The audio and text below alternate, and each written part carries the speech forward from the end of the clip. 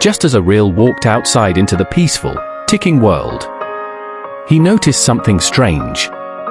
Everyone was smiling. Too much. Too perfectly. A child dropped a ball. A man caught it. They both laughed. Exactly the same way. Again. He walked down the street, heart pounding. The same woman passed him twice. Same smile. Same wave. And then he saw himself across the street. Walking. Smiling. On loop. Dre staggered back, stared at his own hands. His watch ticked, midnight, midnight, midnight. His mind cracked open.